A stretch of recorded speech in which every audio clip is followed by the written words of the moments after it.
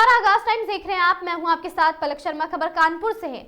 आपको बता दें कि कानपुर नगर में लॉज आर्यव्रत 145 ने समाज सेवा की दिशा में एक महत्वपूर्ण संकल्प लिया है। लॉज द्वारा वर्ष भर समाज के कमजोर, वंचित एवं वर्गों के लिए विभिन्न चिकित्सा सेवा शिविरों का आयोजन किया जाएगा, जिससे जरूरतमंद लोगों को बेहतर स्वास्थ्य सुविधाएं मिल सके। इस अवसर पर लॉज के वहां पर वर्ष पुफुल मास्टर सुनील भल्ला ने बताया कि उनका उद्देश्य समाज के हर वर्ग के सेवा पहुंचाना है और साथ ही उन्होंने यह भी बताया है कि वह एक प्रतिष्ठित विधि परिवार से संबंध रखते हैं और उनके पिता श्री पी.एन. भल्ला भी एक समर्पित एवं आदर्श मिशन रहे हैं, जिसने उन्हें सेवा और साथ ही समर्पण की प्रेरणा उनसे मिली है। कार्यक्रम के दौरान लॉज आर्यव्रत 145 के अधिकारीगण एवं सदस्यों ने वरिष्ठ वर्षपुल ब्रदर और साथ ही आर.एस. भसीन के प्रति आभार व्यक्त किया। स्थापना समारोह में उनकी गरिमामय उपस्थिति और मार्गदर्शन को सभी ने बेहद महत्वपूर्ण बताया है। लॉज के सदस्यों ने यह भी उम्मीद जताई है कि भविष्य में भी उन्हें इसी प्रकार वरिष्ठ जनों का मार्गदर्शन और साथ ही सहयोग मिलता रहेगा।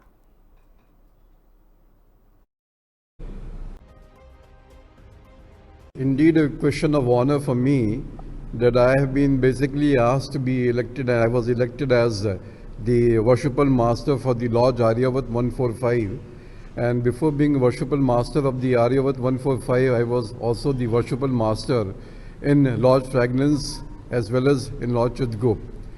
And I would like to say that the officers and members of the Lodge Aryavat 145 wish to express their heartfelt gratitude to veteran worshipful brother, all present here, in particular R.S. Bhasin, for his esteemed presence and guidance in installing the worshipful master here. We appreciate his unwavering support and dedication to the fraternity. The Lodge look forward for his continued guidance and cooperation in its future endeavors.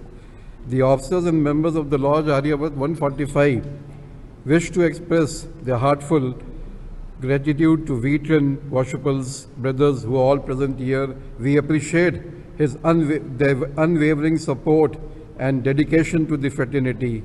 And I will say that on being installed as a worshipper master, I look ahead for holding a lot of charitable events and meetings at different places so that we can cater the need of the people who are have-nots, who are suffering, the weaker section of the society, and that is the main question of the working of the lodge and for which we are functioning here. Thank you. Installation of Worshipful Brother Sunil Bhalla. He has been appointed as Worshipful Master of Lodge Aryavat 145 today. Actually, in Kanpur, the first lodge was established in 1836. The Lodge of Harmony 438 EC, followed by Lodge Ganges 2340 EC in 1890. And our Lodge Aryavat was established when? March 1961. March 1961. Our Lodge Aryavat was established. The objective of Masonry is to become a better person by improving upon oneself. Freemasons practice inculcate and implement moral values and put them on the highest pedestal. They try to impel good values and self-introspect to eliminate defects observed in others' behaviors. हमारा main काम है भाईचारा। हम लोग आपस में masonry का मतलब है अच्छे काम करना। और आज हमारे बीच में सीनियर मोस्ट कानपुर के मैसन हैं और right worshipful brother Ashok Malhotra. मैं चाहूँगा आप लोग इनसे कुछ समझे। खबर चंदौली से। चंदौली जनपद के मुगलसराय कोतवाली क्षेत्र अंतर्गत जलीलपुर इलाके में स्थित महिंद्रा शोरूम में मंगलवार को भीषण आग लग गई। इस घटना से पूरे इलाके में अफरा तफरी मच गई। आग लगने का प्रारंभिक कारण शॉर्ट सर्किट बताया जा रहा। सूचना मिलते ही फायर ब्रिगेड की 2 गाड़ियां मौके पर पहुंची और आग बुझाने का कार्य तेजी से शुरू किया गया। शोरूम मालिक अंकित मिश्रा के अनुसार इस घटना में किसी प्रकार की जनहानि नहीं हुई है। हालांकि आग की चपेट में आकर करीब 60 से 50 लाख के नुकसान की आशंका जताई जा रही। बताया जा रहा कि शोरूम का एक ऑफिस जो पिछले 3 साल से बंद पड़ा था पूरी तरह जलकर खाक हो गया। दमकल विभाग की टीम ने काफी मशक्कत के बाद आग पर काबू पाया। फिलहाल आग लगने के सटीक कारणों की जांच जारी है।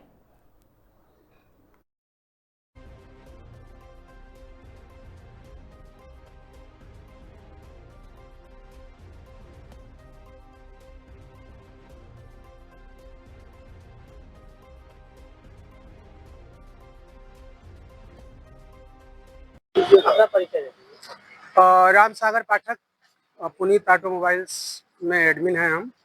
और ये हमारे बगल में हमारे ऑनर का ही है, महिंद्रा की ऑफिस है। और इसमें लगभग आज 6 बजे के लगभग ये शॉर्ट सर्किट से आग लग गई है, जिसमें काफ़ी नुकसान हुआ है। और नुकसान लगभग होगा और लगभग सूचना मिली आपको? हम लोग ऊपर बैठ के काम कर रहे थे, तो नीचे जब देखा गया तो धुआं ऊपर से आ रहा था और उसमें लगभग 50 से 60 लाख का नुकसान हुआ है अपना। पूरी ऑफिस जल चुकी है, कुछ बचा नहीं है उसमें। क्या शोरूम चालू अवस्था में? शोरूम फिलहाल अभी बंद अवस्था में। कितने समय से बंद है? पिछले लगभग 1 साल से। किसी के हताहत होने की और कुछ? नहीं, ऐसा कुछ नहीं है। इसमें कोई किसी के जान माल की कोई नुकसान नहीं हुआ है, मतलब कोई जनहानि नहीं हुई है जी।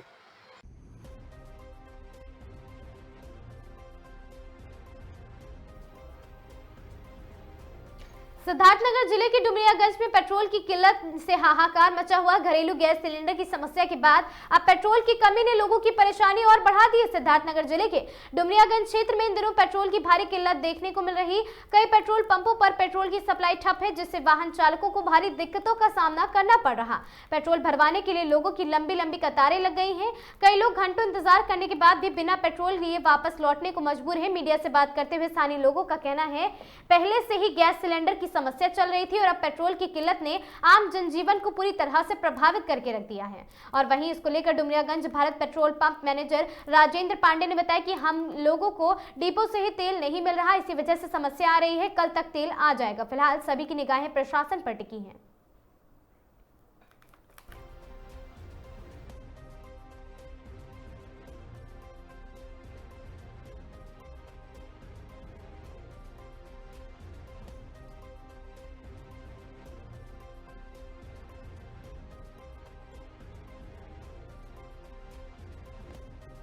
हाँ, क्या नाम है आपका? मेरा नाम मसूद्दीन फारूकी है।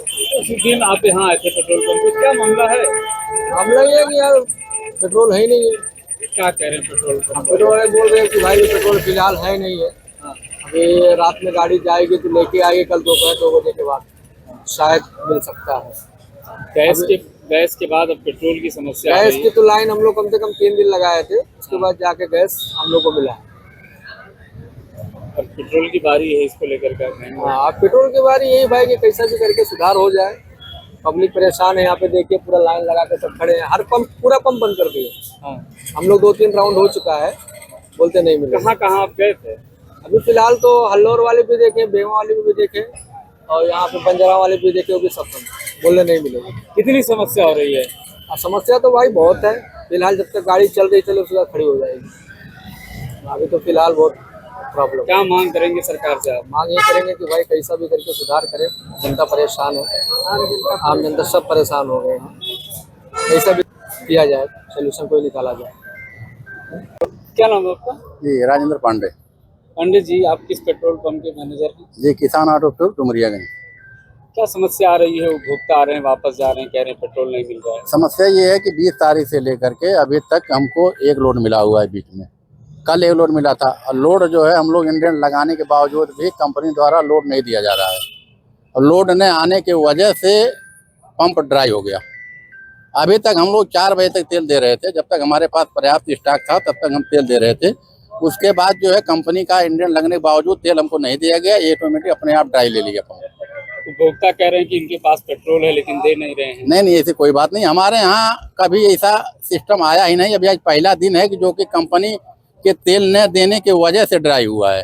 नहीं तो हमारे यहाँ कभी ऐसे कोई चीज नहीं था। आज तक कभी 15 साल हुआ पंप खुले, कभी ड्राई नहीं लिया है। कंपनी क्या समस्या बता रही है पेट्रोल ना मिलने की? कंपनी कुछ नहीं बता रही है, इंडेंट को हमारे कैंसिल कर दे रही है। हाँ। क्या कह रहे हैं? कुछ नहीं बता रही है, कह रही है तेल हमारे यहाँ अभी नहीं है, तेल जब आएगा तो मिलेगा। उपभोक्ताओं के लिए क्या कहेंगे? अब उपभोक्ताओं के लिए ये दिक्कत है, कल देखिए, कल अगर इंडेंट लगा हुआ है, कल अगर कंपनी दे देती है तो हम लोग जितना तेल आएगा उतना हम लोग पर्याप्त बांटने का प्रयास करेंगे। क्या नाम है चाचा आपका? सत्य प्रकाश पांडे। कहाँ रहते हैं आप? कठौतिया पांडे। अच्छा, आप यहाँ आए थे पेट्रोल पंप पे? जी। क्या कह रहे हैं पेट्रोल पंप वाले? पेट्रोल नहीं है। पेट्रोल क्यों नहीं है? अब कह रहे हैं ये, अब हमें क्या पता है। कल आइए जो है कई पेट्रोल पंपों पर दौड़िए जो है नहीं मिल रहा है, समय से सुविधा प्रदान हो रही है, क्या किया जाए। कितनी जगह आप जा चुके हैं? जाने को तो हम यही इसी जगह पे आए हैं, दोबारा नहीं, दूसरे पंप पे नहीं गए हैं, इसी पे आए थे। कितनी समस्या होगी अगर पेट्रोल नहीं मिलेगा? बहुत बड़ी समस्या होगी। हाँ, दिक्कत है, आना जाना कैसे काम चलेगा। तो दवा सारी समस्याएं। पहले गैस के लिए लाइन लगाना पड़ा आप लोगों को, पेट्रोल गैस के लिए भी प्रॉब्लम चल रहा है। हाँ। क्या मांग करेंगे सरकार से आप लोग? सरकार से मांग करेंगे उपलब्ध कराया जाए, हम लोगों को सुविधा मिले। किसकी कमी मानते हैं ये जो पेट्रोल और गैस नहीं मिल रहा है? सरकार की कमी है, और किसकी कमी है? अब सरकार की कमी ही मानी जाएगी जब सरकार हमारा जिम्मेदार है, तो और किसकी कमी है? पूर्ति तो उसी को करना है। रिक्वेस्ट है सरकार से, नहीं उपलब्ध कराया जा रहा है, सुविधा प्रदान हो रही है हम लोगों को। सरकार तो कह रही है सारी चीजें उपलब्ध हैं, पेट्रोल भी है, गैस भी है। तो पेट्रोल टंकी मालिक जाने, हम सब क्या बताएं। हम लोगों को नहीं मिल रहा है, बस यही जानते हैं हम सब। हाँ, क्या नाम है आपका? हमारा नाम है दिनेश कुमार यादव। दिनेश जी, आप यहाँ आए थे पेट्रोल पंप पे, क्या मामला है? आप मामला ये है कि हम इससे पहले 1 घंटा पहले भी आए थे, कहे कि 2 घंटा बाद आप आइए, आपको पेट्रोल मिलेगा। 2 घंटा बाद हम आए, फिर भी कह रहे हैं कि पेट्रोल नहीं है, जबकि है ये है, पेट्रोल है, पेट्रोल है, प्रेजेंट टाइम में पेट्रोल है भैया, सच्चाई है, पेट्रोल है, लेकिन स्विच ऑफ कर लिए। मतलब अपना मशीन, हम आए हैं मन्नी जोत से भैया, मन्नी जोत से। कितनी समस्या हो रही है पेट्रोल? समस्या ये हो रही है कि हमारे गाड़ी में पेट्रोल है नहीं भैया, देखिए आप देख लीजिए, सच्चाई है, देख लीजिए, पेट्रोल है नहीं भैया। आप ये कह रहे हैं हम कि हमको पेट्रोल चाहिए, पैसा भी दे रहे हैं, क्या दिक्कत क्या है? जबकि मोदी जी कह चुके हैं ना हमारे यहाँ गैस की दिक्कत है, ना पेट्रोल की दिक्कत है, ना डीजल की दिक्कत, कोई दिक्कत नहीं है। ये लोग दिक्कत क्यों कर रहे हैं? आप इससे पहले आप देखे हैं गैस की दिक्कत किल्लत थी कि नहीं थी? उसके बाद आप देख लीजिए डीजल पेट्रोल की दिक्कत, बताइए आप। गैस के लिए लाइन लगाना पड़ा, अब पेट्रोल की उसके बाद 4 बजे जाते हैं हम लोग, मिलता ही नहीं है, बताइए। OTP भी देते हैं तब भी नहीं मिलता है, गैस भी नहीं। काला बाजारी चल रहा है माधर चौधरी के, सीधा सीधा बात है। बिल्कुल, सरकार तो सही है, काला बाजारी यही लोग करते हैं, सीधा सीधा बात है। मान लीजिए पेट्रोल पंप वाले पेट्रोल की काला बाजारी कर रहे हैं, तो गैस की काला बाजारी कौन कर रहा है? काला बाजारी वही विभागीय लोग करेंगे, कोई दूसरा तो कहीं नहीं पाएगा।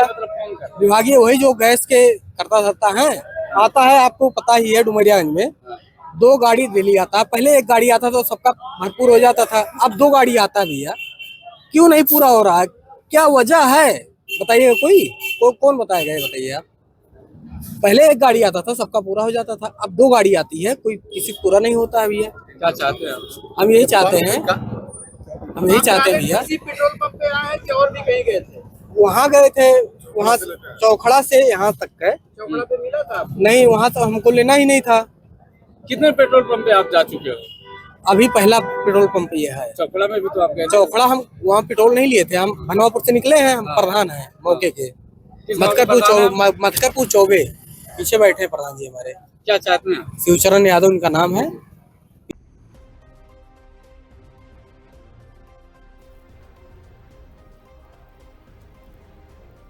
सपा सांसद अफजाल अंसारी का बयान, धुरंधर फिल्म में अतीक अहमद को ISI एजेंट दिखाने के मामले पर बयान। ये सारे प्रयास सत्ता के संरक्षण में पल रहे कुछ लोगों द्वारा किए जा रहे हैं। अफजाल ने कहा, सत्ता की विफलताओं को छिपाने और जनता का ध्यान भटकाने के लिए ये प्रयास किए जा रहे हैं। फिल्म रोज बनती है, कहानी सच्ची होती है, सच्ची और झूठी भी होती है। और साथ ही गाजीपुर से सपा सांसद अफजाल अंसारी ने धुरंधर फिल्म में अतीक अहमद को ASI एजेंट दिखाने के मामले पर बयान देते हुए कहा, ये सारे प्रयास सत्ता के संरक्षण में पल रहे कुछ लोगों द्वारा किए जा रहे हैं। सांसद अफजाल अंसारी ने कहा कि सत्ता की विफलताओं को छिपाने के लिए, जनता का ध्यान बांटने के लिए प्रयास किए जा रहे हैं। अफजाल ने आगे कहा कि फिल्में रोज बनती है, कहानी सच्ची है तो सच्ची, झूठी तो झूठी। अफजाल ने कहा कि फिल्म किसी कहानी की सत्यता का प्रमाण नहीं देती है। जिसमें अतीक अहमद को ISI का एजेंट बताया गया है, वो सब कुछ चीजें, वो सारे प्रयास सत्ता के संरक्षण में पल रहे कुछ लोगों के द्वारा सत्ता की विफलताओं को छुपाने के लिए, जनता का ध्यान बांटने के लिए इस तरह के प्रयास किए जा रहे हैं। फिल्म रोज बनती है, रोज बनती रहेगी। कहानी झूठी है तो झूठी और सच्ची है तो सच्ची। फिल्म कोई कहानी की सत्यता का प्रमाण नहीं देती। आप भी अपनी खबरें चलाते हो तो लिखते हो इस कहानी के सत्यता की हम पुष्टि नहीं करते हैं, हमने सुना है, हम चला रहे हैं। तो उस पर यह बहस चलाने का मतलब क्या है? सरकार की कानून व्यवस्था के क्षेत्र में हो रही विफलताओं पर पर्दा डालना, बात खत्म। एक फिल्म आया धुरंधर 2 जिसमें जौनपुर जिले में प्रभारी मंत्री ए.के. शर्मा की मौजूदगी में ऐतिहासिक शाही किले के प्रांगण में वैदिक मंत्रोच्चार एवं पारंपरिक विधि विधान के साथ 3 दिवसीय जौनपुर महोत्सव का आगाज हुआ है। आपको बता दें, इस दौरान पूरा परिसर आध्यात्मिक एवं सांस्कृतिक पूरा परिसर वातावरण में ओतप्रोत हो गया और लगभग 623 जोड़ों का सामूहिक विवाह संपन्न हुआ है और साथ ही जिसमें 11 मुस्लिम जोड़े भी शामिल हैं। सामाजिक विवाह में सभी धर्मों के रीति रिवाजों को ध्यान में रखा गया। हिंदू जोड़े ब्राह्मणों के मंत्रोच्चार के बीच अग्नि की साक्षी मानकर 7 फेरे लिए, तो वहीं मुस्लिम समुदाय के लिए निकाह की विविधता व्यवस्था भी की गई थी। 3 दिवसीय महोत्सव के दौरान सांस्कृतिक, सामाजिक एवं जन कल्याणकारी कार्यक्रमों की श्रृंखला प्रस्तुत की जाएगी।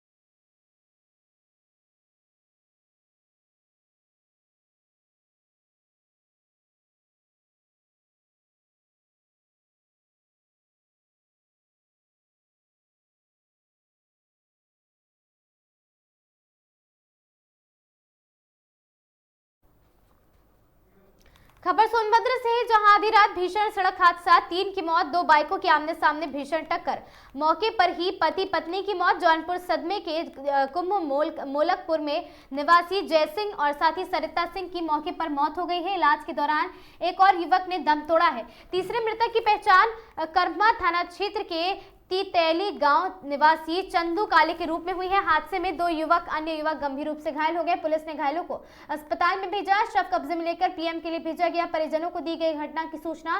क्षेत्र में स्थिति सामान्य है। कर्मा थाना क्षेत्र के रॉबर्ट्सगंज मिर्जापुर मार्ग पर करकी गांव के पास बीती रात हुआ यह हादसा।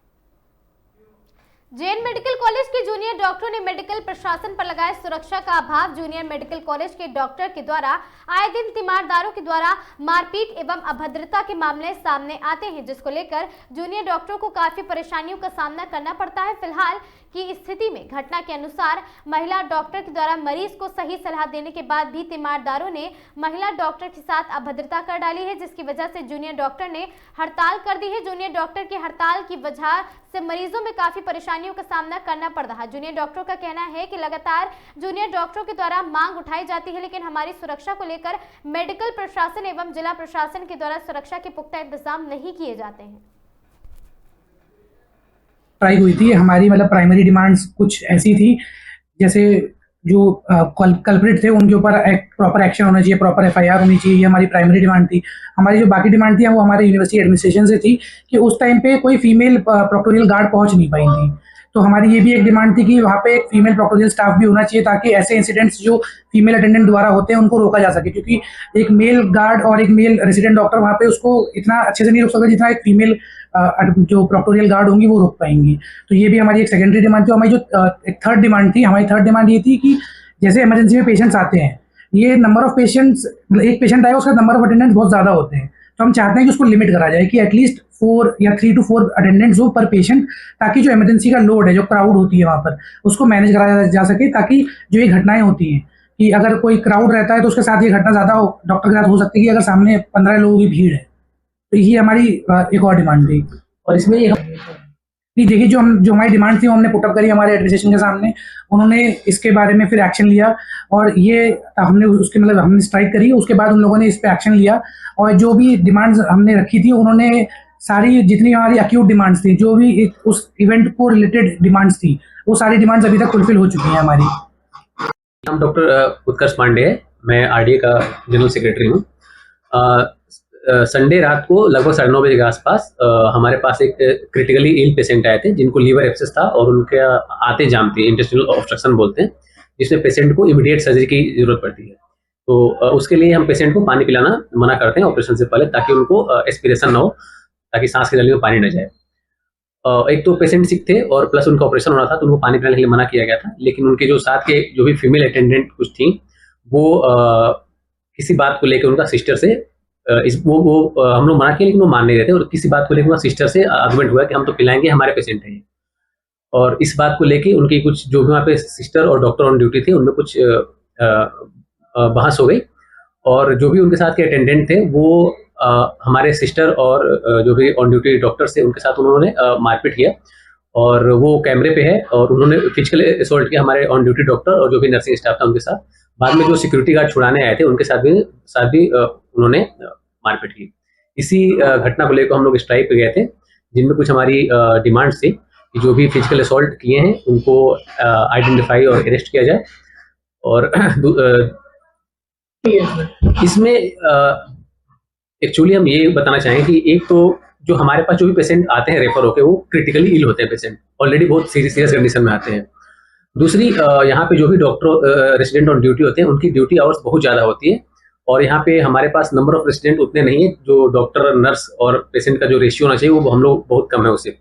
तो एक तो ओवर बर्डन डॉक्टर जो होते हैं, exhausted doctors, plus critically ill जो पेशेंट होते हैं वो, और उनके साथ एक मॉब आ जाती है। तो आमतौर पर ऐसी घटनाएं नहीं होती हैं, लेकिन कुछ कुछ इंसिडेंट में उनके अटेंडेंट बहुत ज़्यादा एग्रेसिव पोजीशन में आ जाते हैं और वो ऑन ड्यूटी रेसिडेंट के साथ मारपीट की घटनाएं कर लेते हैं। तो हम वैसे स्ट्राइक पे तो जाना पसंद नहीं करते, लेकिन जब कभी ऐसी मारपीट की घटनाएं हो जाती है उस टाइम में हमें मजबूरी में ऐसा कदम उठाना पड़ता है स्ट्राइक पे जाने के लिए। मेरा नाम डॉक्टर अख्तर अली है, मैं वाइस प्रेसिडेंट हूँ आरडीए का। कि जूनियर्स डॉक्टर हड़ताल पे शौक नहीं है कि जाना, उनका मजबूरी हो जाती है, क्योंकि हमारे जो सिक्योरिटी का लैब्स है ये डिस्ट्रिक्ट एडमिनिस्ट्रेशन से भी हो जाता है और हमारे एडमिनिस्ट्रेशन जो है हमारी सिक्योरिटी प्रोवाइड नहीं कर पाता जूनियर रेजिडेंट्स को। यहाँ पे आए दिन हंगामा होता रहता है, उस चीज़ को टॉलरेट किया जाता है, उस चीज़ को ख़त्म करने की कोशिश करते हैं हम लोग। और जो हमारा डिमांड था अभी कि सिक्योरिटी, फीमेल सिक्योरिटी गार्ड हैं, वो अलाउ कर दिया है हमारे एडमिनिस्ट्रेशन ने। डॉक्टर साहब ने भी गेट पास का जो मैटर था, हमारे डीन सर ने इसको एक्सेप्ट किया है और एसओपी बना दिया है कि विद इन 1 to 2 वीक क्या कहते हैं मेटल डिटेक्टर लग जाएगा और विद इन 1 वीक जो क्या कहते हैं अटेंडेंट जो है, नंबर ऑफ अटेंडेंट है वो रिड्यूस हो जाएंगे। एक पेशेंट के साथ यहाँ पे मॉब आती है, जहाँ से भी लोग आते हैं वहाँ से मॉब बहुत ज़्यादा आती है, मतलब कि भीड़ आ जाती है, वो हंगामा करते हैं। क्योंकि जो पेशेंट के अटेंडेंट के साथ होते हैं वो तो कम हंगामा करते हैं, जो साथ वाले आते हैं वो ज़्यादा इरिटेट करके और हंगामा करते हैं, क्योंकि उन्हें चाहिए होता है तुरंत ट्रीटमेंट। और जो ट्रीटमेंट वो लोग ज़्यादातर जो केसेस होते हैं जिसमें हंगामा होता है वो ऐसे केसेस होते हैं जो बहुत ही क्रिटिकल एज पेशेंट होते हैं, जो दूसरे हॉस्पिटल से ट्रांसफर करके लाए जाते हैं। तो इन सब केसेस में ज़्यादा ट्रांसफर होता है, या फिर गन शॉट वाले होते हैं, या फिर कहीं फिजिकली असॉल्ट होता है, उसमें ज़्यादा तो लोग चाहते हैं कि तुरंत इलाज मिल जाए। तो हर एक चीज़ का एक प्रोटोकॉल होता है, प्रोटोकॉल के अकॉर्डिंग चलते हैं। तो कोई चित्रकूट जिले की मऊ तहसील क्षेत्र अंतर्गत रेडी भूसैली बालू खदान में बड़े पैमाने पर मानक विहीन खनन के आरोप सामने आए हैं। बताया जा रहा कि यहां भारी मशीनों का उपयोग कर नदी क्षेत्र में बालू का उत्खनन किया जा रहा है और इस उत्खनन में गतिविधियों में नेशनल ग्रीन ट्रिब्यूनल के मानकों की अनदेखी का आरोप। स्थानीय लोगों का कहना है कि खनन कार्य नियमों के विपरीत संचालित हो रहा। स्थानीय स्तर पर प्रशासनिक और खनिज विभाग की भूमिका पर भी सवाल उठाए जा रहे हैं। इस संबंध में संबंधित अधिकारियों ने मामले की जांच कराने की बात कही है।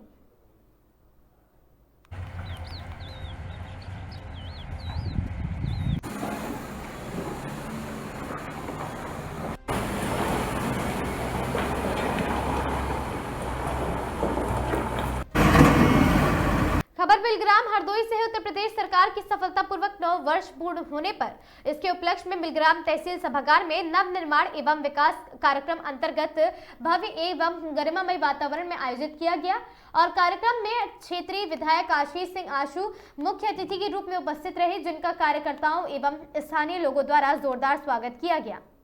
और साथ ही कार्यक्रम को संबोधित करते हुए विधायक आशीष सिंह आशु ने प्रदेश सरकार के 9 वर्षों को विकास, विश्वास और सुशासन का स्वर्णिम काल बताते हुए कहा कि आज उत्तर प्रदेश के अग्रणी राज्यों में अपनी मजबूत पहचान हम बना चुके हैं। उन्होंने कहा कि मुख्यमंत्री योगी आदित्यनाथ के कुशल, दूरदर्शी एवं दृढ़ नेतृत्व ने प्रदेश में हर क्षेत्र में ऐतिहासिक प्रगति की है। और विधायक ने कहा वर्ष 2017 से पहले प्रदेश में पहचान बनेगी और अपराध, अराजकता और भय से सभी चीजों से दूरी होगी।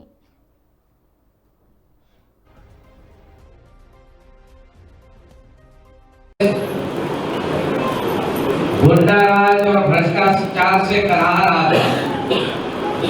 उस समय 2017 में आप सबके सहयोग से, आप सबके समर्थन से उत्तर प्रदेश में पूज्य योगी जी के नेतृत्व में नई सरकार का गठन हुआ था। मित्रों, योगी जी के नेतृत्व में लगातार दूसरी बार 4 वर्ष पूरे हुए हैं और कुल मिला के 5 और 4 9 वर्ष आज अब पूरे हुए हैं। और इन 9 वर्षों में जो इसका शीर्षक दिया गया है कि नव निर्माण के 9 वर्ष, इसमें कोई अतिशयोक्ति नहीं है।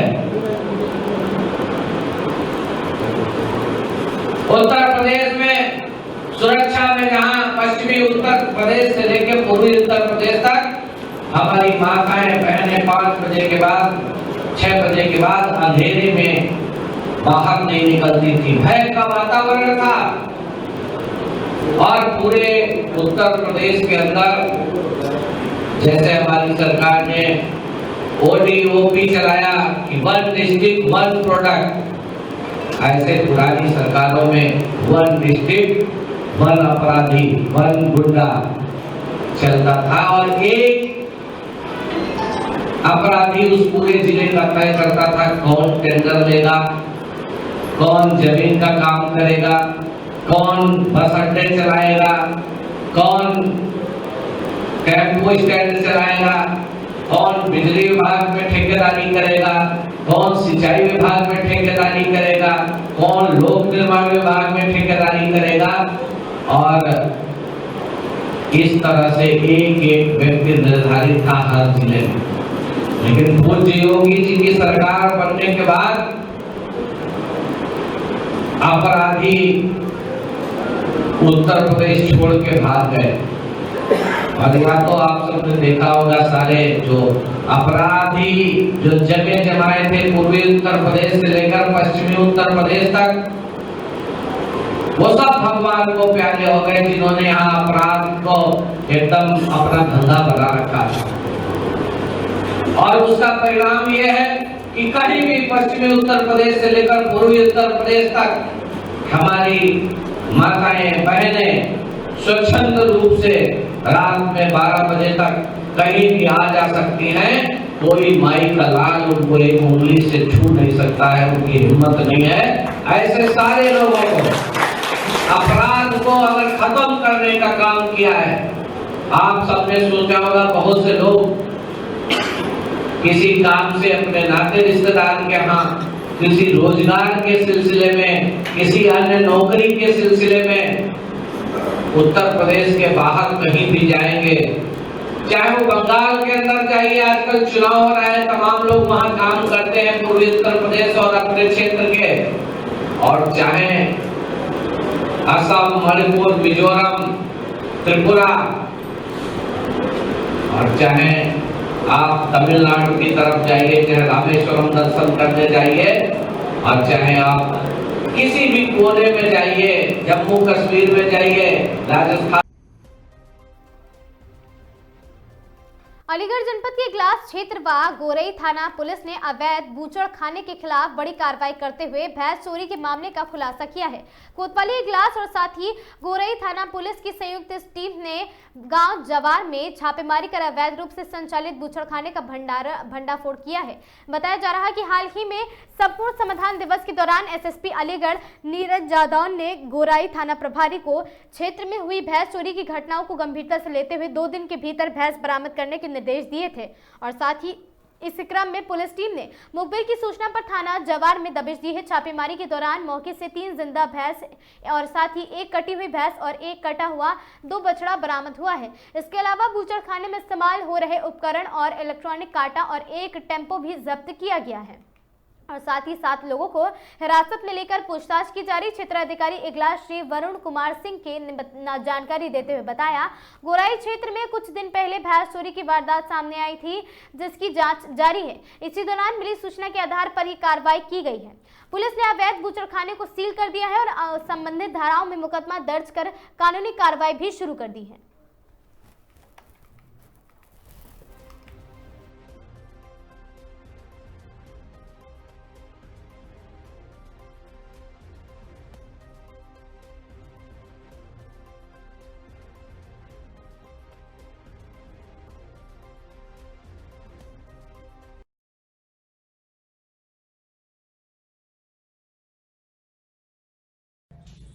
ये थाना इगलास जनपद अलीगढ़ से संबंधित प्रकरण है। थाना इगलास के गांव जवार में एक अवैध रूप से कट्टी घर संचालित होने की सूचना थाना इगलास को पुलिस को मिली थी। उक्त सूचना के आधार पर थाना इगलास एवं थाना गोरई की संयुक्त पुलिस टीम द्वारा उक्त अवैध रूप से संचालित कट्टी घर पर पुलिस द्वारा दबिश दी गई, जिसके क्रम में पुलिस द्वारा उक्त अवैध रूप से संचालित कट्टी घर से कुल 3 भैंसें, 2 पड्डे तथा भारी मात्रा में जानवरों के काटने के उपकरण तथा अवैध रूप से वहां कटे हुए जानवरों के मांस एवं अवशेष पुलिस द्वारा बरामद किए गए हैं। साथ ही वहां से कुल 7 अभियुक्तों को पुलिस द्वारा हिरासत में भी लिया गया है, जिनसे अग्रिम पूछताछ की जा रही है। पूछताछ के आधार पर अग्रिम आवश्यक वैधानिक कार्रवाई पुलिस द्वारा सुनिश्चित की जाएगी। नवरात्र के 7वें दिन विंध्याचल धाम में विंध्य पर्वत पर काली खोह मंदिर में विराजमान मां कालरात्रि की विधि विधान से पूजा अर्चना की जाती है। मां कालरात्रि का स्वरूप अत्यंत विकराल एवं भयावह माना जाता है। इनका वर्ण अंधकार के समान काला और साथ ही केश बिखरे हुए, कंठ में विद्युत की चमक वाली माला और साथ ही 3 विशाल नेत्र हैं, जिसने तेजस्विनी किरणें निकलती हैं और इसकी श्वास से अग्नि की ज्वाला प्रकट होती है। ये स्वरूप दुष्टों के संहार के लिए, जबकि भक्तों के लिए मां सदैव शुभ फल देने वाली शुभांकरी होती हैं। और साथ ही नवरात्र के 7वें दिन मिर्जापुर के विंध्य पर्वत पर क्षेत्र में स्थित काली खोह धाम में सुबह से ही श्रद्धालुओं का तांता लगा रहा। भक्तों ने मां कालरात्रि के दर्शन कर अपनी मनोकामनाओं की पूर्ति की कामना की है। मान्यता है, जिन साधक का मन सहस्त्र कर चक्र में स्थिर होता है और मां की कृपा से उसे विशेष आध्यात्मिक ऊर्जा भी प्राप्त होती है।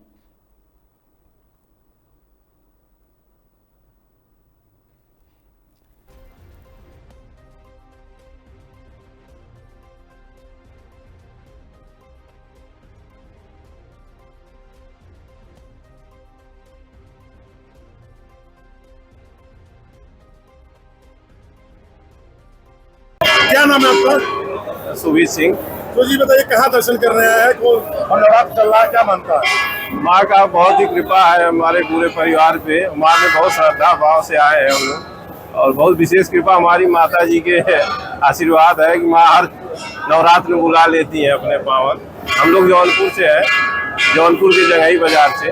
कैसा लग रहा दर्शन? बहुत ही सुंदर, बहुत ही दिव्य दर्शन हुआ माँ का, और बहुत ही संतुष्टि के साथ बहुत खुशी है। पहाड़ पे भी जाएंगे दर्शन करने आप लोग क्या? नहीं, उधर अभी जाना नहीं होगा क्योंकि एक्चुअली है घर पे। लेकिन मैं पंडित अखिलेश चंद्र मिश्रा, राजन गुरु, विंध्याचल धाम। आज नवरात्र का 7वां दिन है, सप्तमम कालरात्रि थी। आज के दिन भक्त कालरात्रि के रूप में भगवती का पूजन करती है। हमारे शास्त्रों में आया है कि वामपादोल सल्लोलता कटक भूषणा वर्धन मूर्ध ध्वजा कृष्णा कालरात्रि भयंकरी। कालरात्रि भयंकरी बड़ा ही भयानक स्वरूप भगवती का है। ये गर्दभ इनका वाहन है, लाल वस्त्र धारण की हुई है, चतुर्भुजा है, घने अंधकार के समान इनके बाल हैं और इनका वर्ण भी है। इनके नेत्र से भयंकर ज्वालाएं निकल रही हैं, लेकिन भक्तों के लिए इनका नाम शुभंकरी भी है। भक्तों के ऊपर सद्यः प्रसन्न होने वाली ये देवी है। आज के दिन ईशान कोण में जहां कलश की स्थापना किए हैं, वहीं पर भगवती का षोडशोपचार कालरात्रि का पूजन करें और गुड़, शहद, अनार और अंगूर का भोग लगाएं। ओम ऐं ह्रीं श्रीं क्लीं कालरात्रे नमः इस मंत्र का 9 माला मात्र सच्ची श्रद्धा के साथ जप करें तो उनकी हर मनोकामना भगवती पूर्ण कर देती है। और आज के दिन साधक के सहस्त्रार्ध चक्र का जागरण होता है। जिस जातक के कुंडली में बुध की दशा, महादशा, अंतरदशा खराब चल रही है, तो बुध देव की भी कृपा इनकी साधना करने से निश्चित रूप से मिलेगी। आज विंध्य क्षेत्र में आप देखेंगे त्रिकोण मार्ग में जहां महाकाली है, उनका मुंह खुला हुआ है। आज के दिन भक्त वहां जाकर के यदि भगवती के चरणों में दंडवत करते हुए या त्रिकोण करेंगे तो उनकी हर मनोकामना माता निश्चित रूप से पूर्ण कर देगी। जय मां विंध्यवासिनी।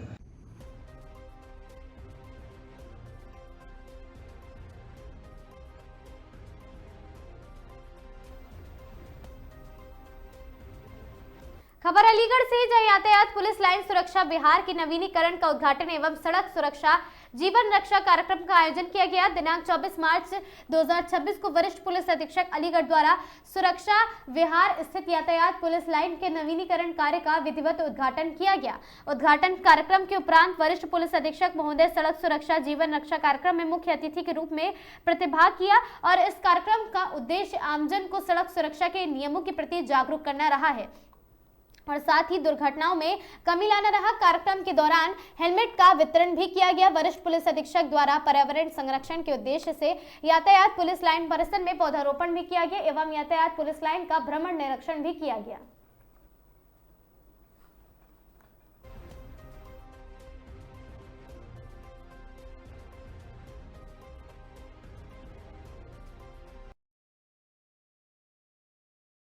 आपको बताया, मैं संक्षिप्त में आपको उन सब के बारे में जानकारी देना चाहूंगी।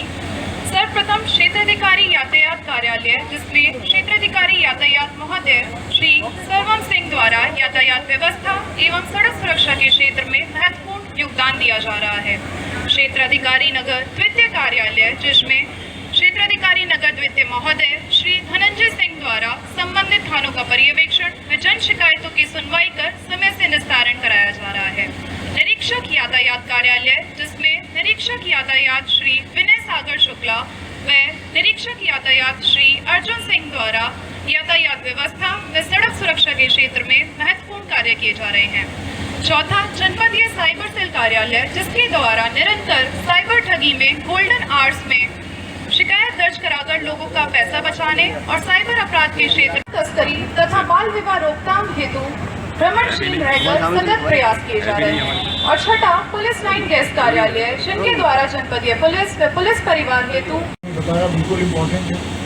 हेलमेट अगर हम लोग पहन लें तो अधिकांश जानें बच सकती हैं। ड्रंक एंड ड्राइविंग बहुत बड़ा कारण है एक्सीडेंट का, वो एक्सीडेंट का कारण है, लेकिन हेलमेट ना पहनना मौत का, दोनों में अंतर है। एक्सीडेंट अगर कई बार एक्सीडेंट हो जाते हैं तो आप रोक नहीं सकते, चाहकर भी नहीं रोक सकते, लेकिन अगर आपने हेलमेट पहना है, आपने सीट बेल्ट लगा रखी है। Thank you sir. Shri Dhumar Singh, Shri Suraj Sharma. Sir किस तरह का कार्यक्रम था, आज क्या है? बेसिकली ICICI लॉम्बार्ड ने हम लोगों से संपर्क किया था कि वो ट्रैफिक को लेके, एक्सीडेंट को लेके जो एक मुहिम है जिसमें हम लोग को एक्सीडेंटल डेथ्स जो हो रही है उसको कम करना है, साथ ही साथ अवेयरनेस फैलानी, तो उसमें उन्होंने कहा था कि पार्टिसिपेट करना है।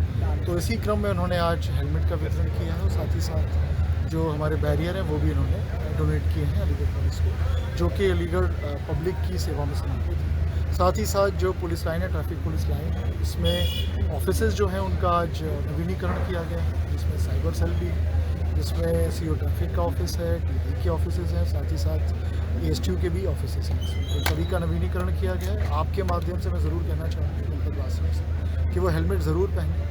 जो एक्सीडेंटल डेथ हो रही है अलीगढ़ में काफ़ी भारी संख्या है, एक्सीडेंट्स की भी भारी संख्या है, जिससे उसमें कमी आ सके। पीछे वाले को ज़रूर हेलमेट पहनाएं। कई बार क्या होता है कि हस्बैंड वाइफ जा रहे होते हैं तो हस्बैंड तो हेलमेट पहन रखा होता है, लेकिन अपनी वाइफ या अपनी सिस्टर को, अपनी मदर को वो हेलमेट नहीं पहनते, उनको ज़रूर पहनाएं, क्योंकि जो गाड़ी चला रहा होता है उसको सामने से दिखाई देता है कि सामने क्या आ रहा है, तो वो दाएँ बाएँ हो सकता है, लेकिन पीछे बैठने वाले को कुछ पता नहीं चलता। उसकी सुरक्षा भी इम्पॉर्टेंट है। ड्रंक एंड ड्राइविंग ना करें और सीट बेल्ट ज़रूर लगाएं जब भी 4 व्हीलर में।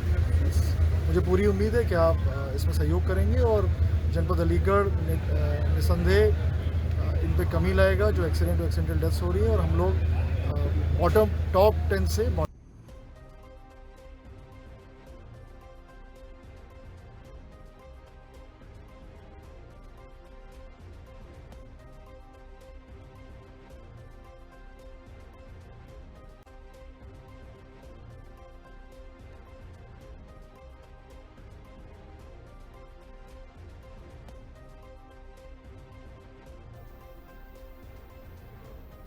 भागलपुर में 4 दिवसीय लोक आस्था की महापर्व चैती छठ का समापन आज उदयाचालगामी भगवान सूर्य को अर्घ्य अर्पित करने के साथ श्रद्धा और भक्ति भाव के साथ माहौल में संपन्न होगा। भागलपुर सहित आसपास की नवगछिया और साथ ही कहलगांव और साथ ही पीरपैती और सुल्तानगंज के गंगा घाटों पर हजारों श्रद्धालुओं ने सूर्यदेव के समय वहां सूर्योदय के समय जल में खड़े होकर भगवान सूर्य को अर्घ्य दिया है और अपने परिवार की सुख समृद्धि की कामना की है। अंतिम दिन वहां पर उदयमान सूर्य को अर्घ्य देने के लिए व्रतियों ने विशेष उत्साह देखा गया और साथ ही सुबह से ही गंगा घाटों पर श्रद्धालुओं की भारी भीड़ उमड़ पड़ी।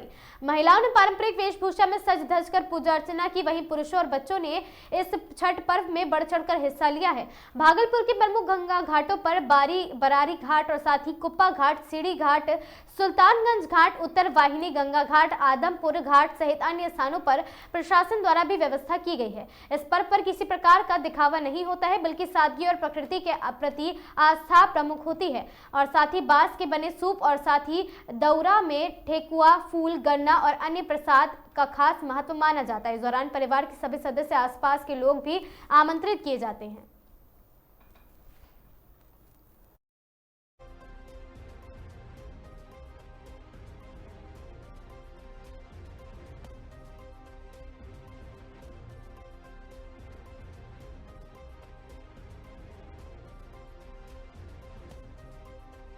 हमें काजोली चक से आए काजोली चक से किस लिए आना हुआ है? ये छठ पर्व चैती छठ और कार्तिक छठ दोनों एक समान ही होते हैं, और मतलब कि पूजा का श्रद्धालु जो भी है ना, दोनों एक समान पूजा पाठ होता है। छठ माता का इतना देन है।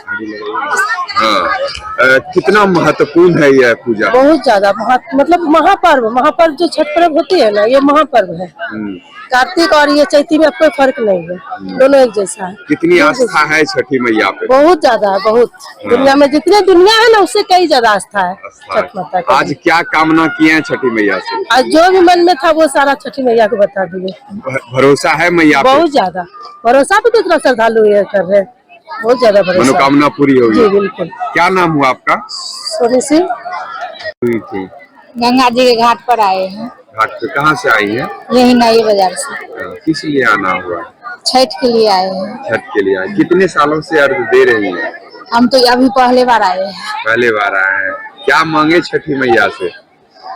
अब क्या कहें, क्या मांगे वो सुनेंगे तब ना। हाँ, तो भरोसा है छठी मैया पूरी करेंगे? हाँ, वो तो भरोसा है, उन्हीं के ऊपर लोग खेप रहे हैं। हाँ, कितनी आस्था है छठी मैया? बहुत बड़ा आस्था है। बहुत बड़ा आस्था है। क्या नाम हुआ आपका?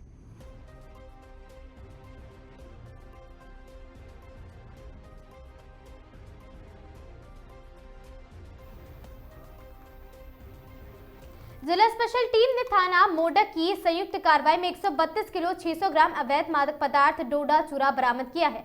ऑपरेशन रूट क्लियरेंस के तहत अवैध मादक पदार्थ डोडा चूरा की बरामदगी बड़ी की गई।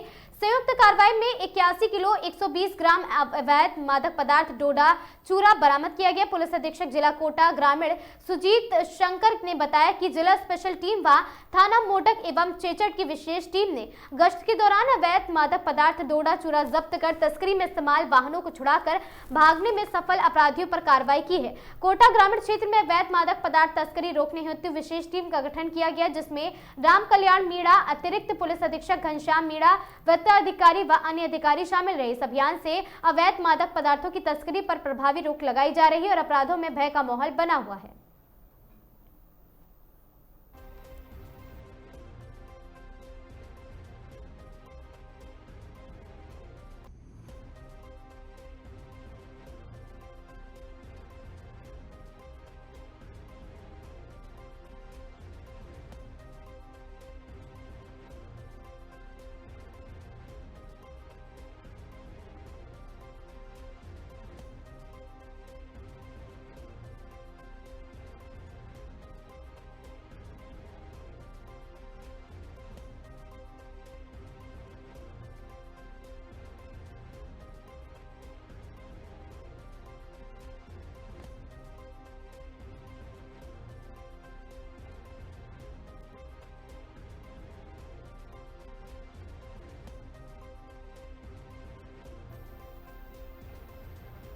अतिक्रमी लौटे तो निगम ने तोड़ दी बॉडियां। सुभाष नगर और साथ ही डीसीएम क्षेत्र में कार्रवाई। कोटा में हटाने के बाद पुनः लौटे अतिक्रमणकारियों पर नगर निगम ने मंगलवार को कठोर कार्रवाई की है। आयुक्त ओम प्रकाश मेहरा ने बताया कि सुभाष नगर में निर्माणाधीन पीएमई बस डिपो के बाहर अतिक्रमणकारियों ने अपनी बॉडियां लगा दी है और साथ ही कुछ दिनों में पूरे डिपो के निरीक्षण के दौरान बॉडियां नजर आने पर अतिक्रमण निरोधक दस्ते को इन्हें हटाने के निर्देश दिए गए। दस्ते ने वहां पहुंचते ही अतिक्रमी मोहलत मांगने लगे और साथ ही फिर अपनी बॉडियां हटा भी दी थी, लेकिन कुछ दिनों बाद अतिक्रमी फिर लौट आए और इसको देखते हुए मंगलवार को कठोर कार्रवाई की गई और इस मौके पर मिली करीब 15 से 16 बॉडियों को तोड़ दिया गया है। यह देख बाकी अतिक्रमी भागने लगे। इस मौके पर कुछ को जब्त भी कर लिया गया है और इसी तरह कसुआ और साथ ही डीसीएम चौराहे पर भी अतिक्रमी के खिलाफ कार्रवाई की गई है।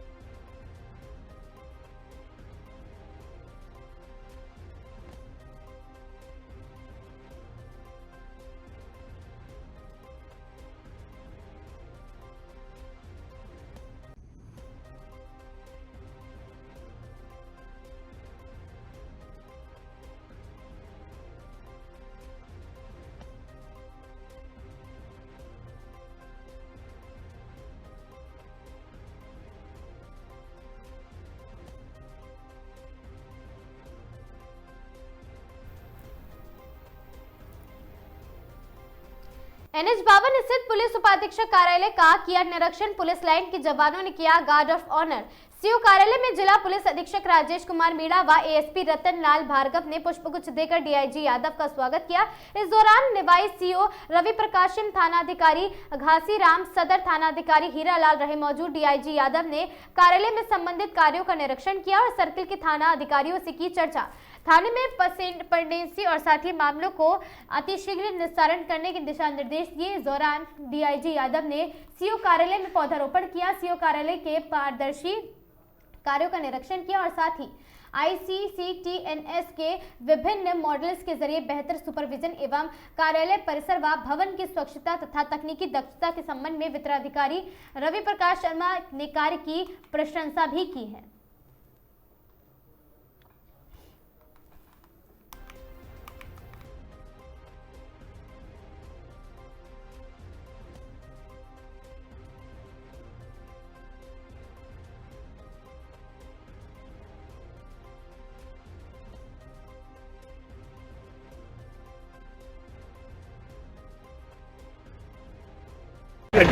DIG हमारे साथ मौजूद है। सर, किस तरह का आज आपने निरीक्षण किया, क्या दिशा निर्देश दिए अधिकारी? देखिए जी, पुलिस का जो एक इंस्टीट्यूशनल मैकेनिज्म है एनुअल इंस्पेक्शन का, इसके पुलिस मुख्यालय से इसके मापदंड सब निर्धारित रहते हैं, जिसमें पूरे ज़िले का एक इंस्पेक्शन होता है, जिसमें SP ऑफिस, सर्कल ऑफिस, थाना, पुलिस लाइन, ये सब शामिल हैं।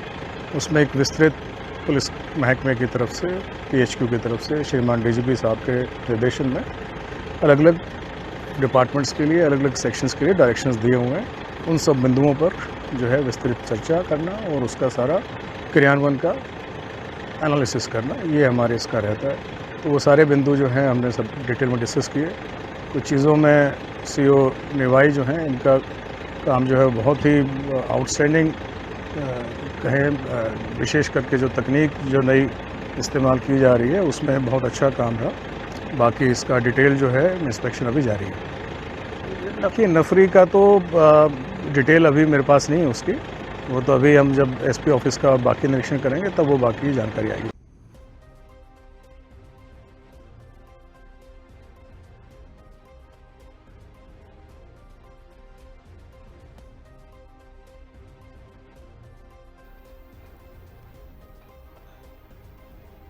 टोंक पुलिस अधीक्षक राजेश कुमार मीणा व अतिरिक्त पुलिस अधीक्षक रतन लाल भार्गव के निर्देशानुसार पुलिस उपाधीक्षक रवि प्रकाश शर्मा के नेतृत्व में CLG शांति समिति सदस्यों की बैठक आयोजित हुई। बैठक में सुरक्षा सखी ग्राम रक्षक भी उपस्थित रहे। पुलिस उपाधीक्षक रवि प्रकाश शर्मा ने राजकॉप और साथ ही सिटीजन ऐप की जानकारी देते हुए उपस्थित लोगों से की अपील की। उन्होंने बताया कि ऐप के माध्यम से पुलिस से जुड़ी कई सुविधाओं का ऑनलाइन लाभ ले सकते हैं। साइबर फ्रॉड से सतर्क रहने और नशे की प्रवृत्ति पर भी रोकथाम लगाने हेतु जागरूकता पॉक्सो एक्ट के बारे में जानकारी दी गई।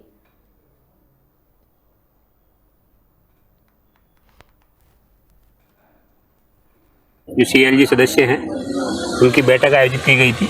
इस बैठक में विशेषतया राजस्थान पुलिस के द्वारा जो जारी किया गया ऐप है सिटीजन राजकोप ऐप, इसके अलावा साइबर क्राइम के संबंध में जागरूकता, साइबर क्राइम हेल्पलाइन नंबर जो 1930 है उसके संबंध में जागरूकता, नशे की प्रवृत्ति पर रोकथाम हेतु लोगों को जागरूक करने एवं नशे के जो कारोबार में जो लोग संलिप्त है उनकी सूचनाएं देने के लिए, आपराधिक जो गतिविधियों में लोग शामिल है उनकी सूचनाएं देने के लिए हमारे यहाँ जो CLG सदस्य हैं उनको आग्रह किया गया। और CLG सदस्यों की जो भी व्रत के संबंध में जो समस्याएं थी या सुझाव थे उनको आमंत्रित किया जाकर उन पर आगे कार्रवाई करने हेतु आश्वासन दिया गया है। क्षेत्र में नशे पर भी लगातार हमारे यहाँ टोंक पुलिस के द्वारा कार्रवाई की जा रही है और उस पर लगातार और कार्रवाई करती जाएगी, हम करते रहेंगे। जो नशे की प्रवृत्ति है वो पूरे समाज और राष्ट्र के लिए भी खतरा है, तो इसमें पुलिस के साथ साथ हम आम नागरिकों से भी अपील करेंगे कि अगर कोई नशे में लिप्त है या नशे के कारोबार में संलिप्त है तो उसके संबंध में उन पर कार्रवाई हेतु हमारे यहाँ पुलिस के साथ मिलकर सहयोग करें और उस पर कार्रवाई करने हेतु आगे बढ़ चढ़ कर भाग लें। तो पुलिस का हिस्सा है, उसमें अवैध खनन की जो समस्या है वो नगण्य है। यहाँ हमारे क्षेत्र में कोई है नहीं। अवैध परिवहन का था, उसके संबंध में हम लगातार कार्रवाई कर रहे हैं और पिछली बार की तुलना में हमने इस बार ज़्यादा कार्रवाइयाँ की है और जो अवैध परिवहन है वो लगभग शून्य के बराबर हो गया अभी यहाँ। कैमरे हमारे यहाँ जो भी अभय कमांड सेंटर से जुड़े हुए हैं वो तो समस्त संचालित हैं और जो नगर पालिका के द्वारा लगाए गए थे उनमें से भी ज़्यादातर चालू हैं। उनमें से जो कुछ हैं उनके संबंध में हमने नगर पालिका को चिट्ठी लिखी हुई है और वो जल्दी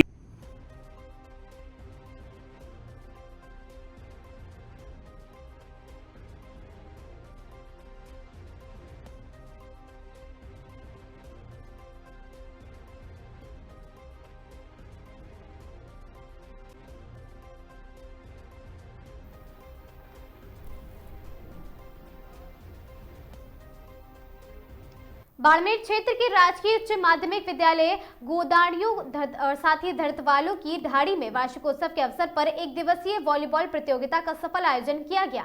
प्रतियोगिता को लेकर खिलाड़ियों और साथ ही ग्रामीणों में खासा उत्साह देखने को मिला।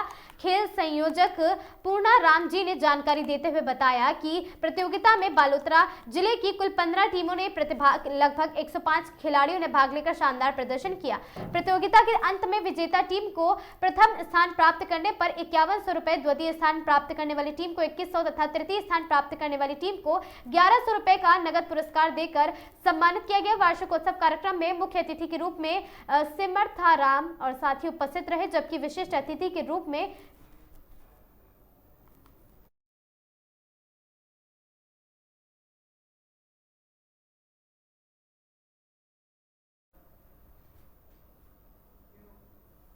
इन खबरों में आज के लिए बस इतना ही। ऐसी खबरों से लगातार जुड़े रहने के लिए बने रहें हमारे साथ और देखते रहें आगाज टाइम्स।